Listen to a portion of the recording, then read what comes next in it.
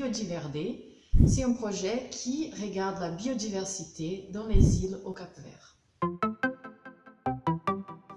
Le Cap-Vert est un archipel d'îles qui se situe dans l'Afrique occidentale et qui a un très fort niveau des espèces endémiques, c'est-à-dire des espèces qui se trouvent seulement dans cet archipel-là. Ce qu'on a envie de savoir, c'est est-ce que dans les ports, nous avons beaucoup plus d'espèces non indigènes par rapport aux sites naturels où nous avons aussi installé des structures.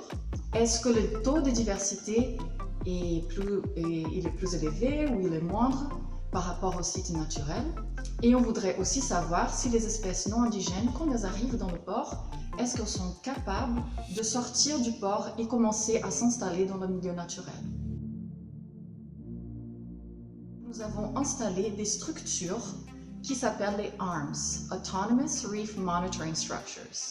Ce sont des structures faites en PVC où nous avons plusieurs étages où les organismes qui sont attachés au substrat viennent s'installer. Ils vont la coloniser, ils vont pousser et ensuite la faune mobile qui habite aussi dans cet habitat va entrer dans la structure.